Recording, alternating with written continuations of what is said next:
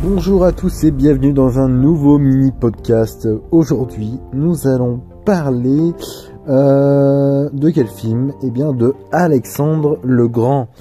Film sorti en 2004, réalisé par Oliver Stone, avec Colin Farrell, Angelina Jolie, Val Kilmer et bien d'autres Avant de commencer, je vais du coup évoquer en fait la version cinéma, parce que ce film compte énormément de versions.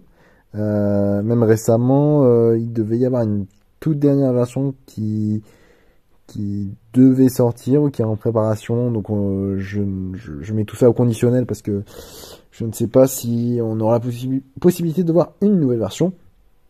Voilà, donc moi j'ai vu les différentes versions, mais je préfère m'attarder à la version cinéma. Et si vous voulez voir les autres versions, est-ce que je vous le conseille? Oui et non. Bon, on va revenir sur le film Alexandre le Grand. Donc, ce film évoque l'histoire de Alexandre, roi de Macédoine, qui conquit la Perse et les terres d'Asie, et certaines terres d'Asie, on va dire, pas toutes, et du coup qui étenda son empire aussi loin jusqu'aux confins et aux confins du monde.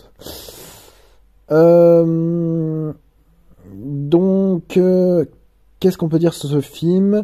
Le film en fait débute avec la mort d'Alexandre, et on suit le personnage de Ptolémée, qui est à Alexandrie, et qui en fait raconte à des scribes l'histoire de Alexandre le Grand.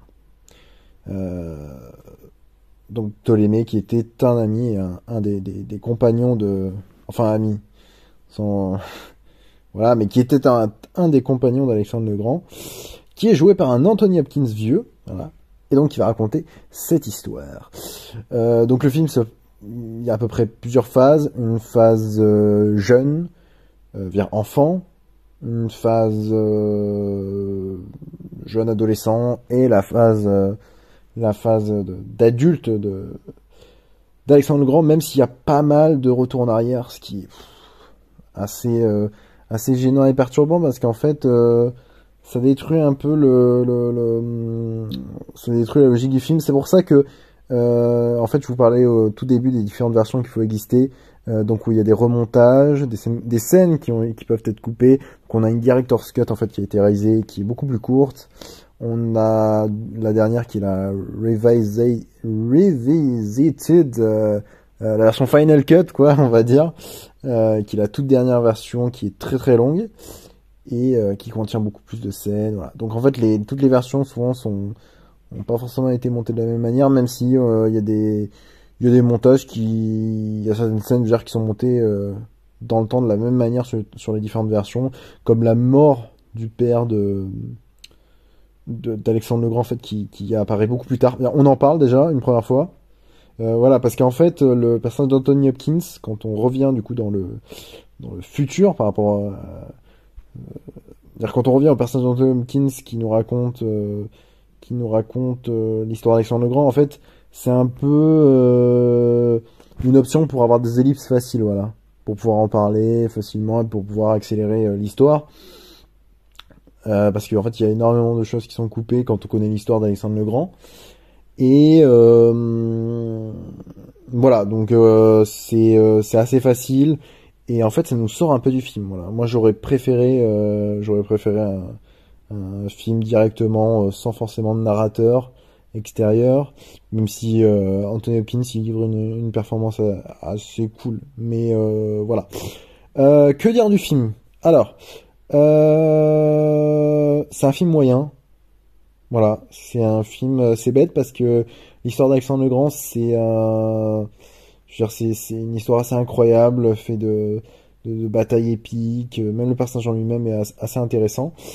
Et voilà, on a un Colin Farrell qui est pas forcément génial dans le rôle.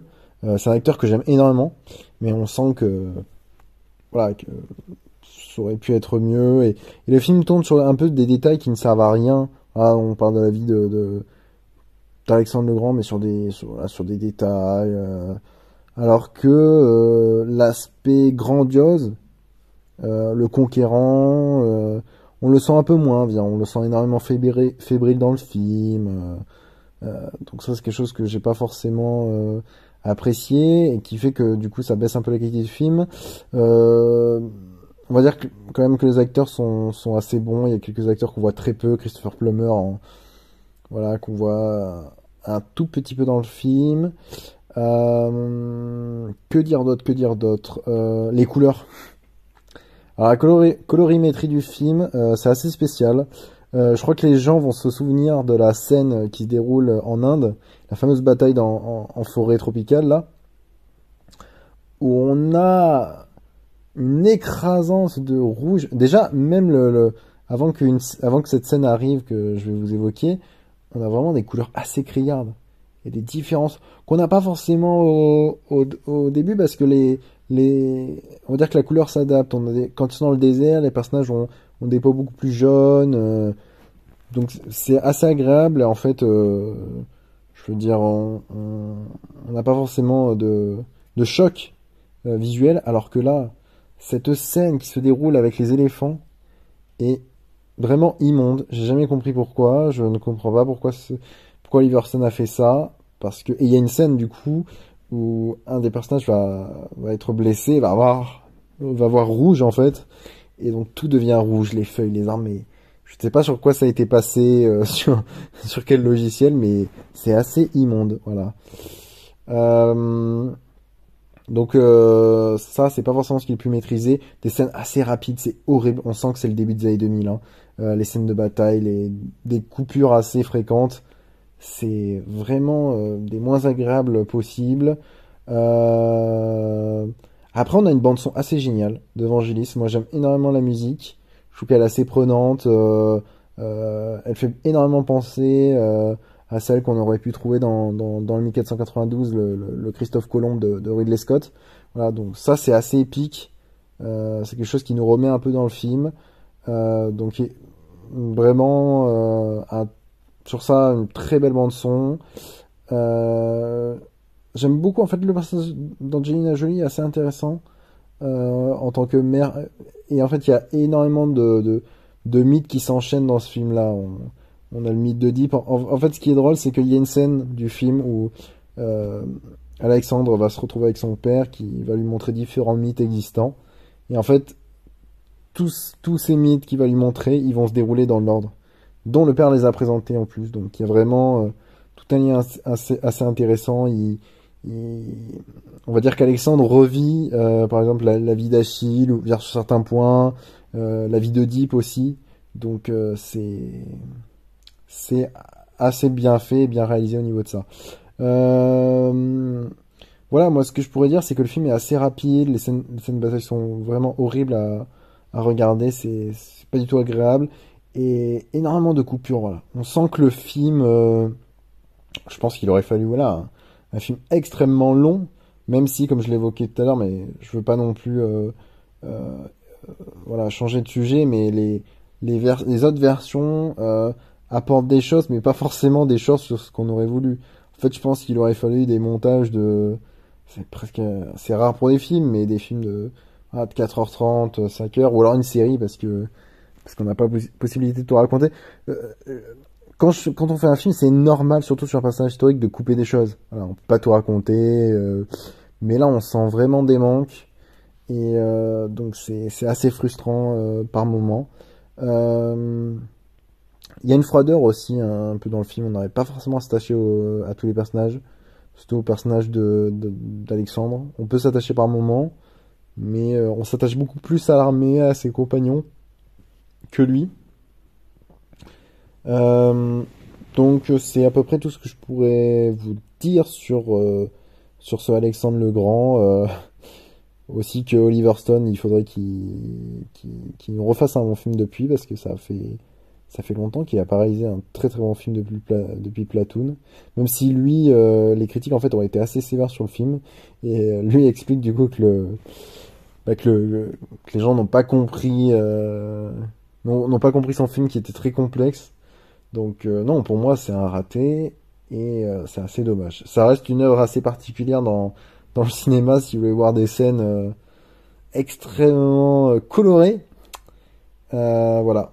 Mais par rapport à d'autres films sur la mythologie, qu'elle soit grecque ou la macédonienne, mais romaine, on a beaucoup mieux dans les stocks. Voilà. Comme un petit 300, oui, ou un petit 3. On a vraiment beaucoup plus de... On a une plus grosse maîtrise, on va dire, sur ce genre de film. Voilà, donc c'était tout ce que je pouvais vous dire sur le Alexandre le Grand, donc le Alexandre de Oliver Stone. Je vous invite quand même à aller voir les autres versions si vous avez vu la version cinéma et que vous avez été déçus. Peut-être que vous serez toujours déçus. Mais voilà. Et ben, allez voir plein d'autres films. Et moi, je vous dis à la prochaine pour un nouveau podcast.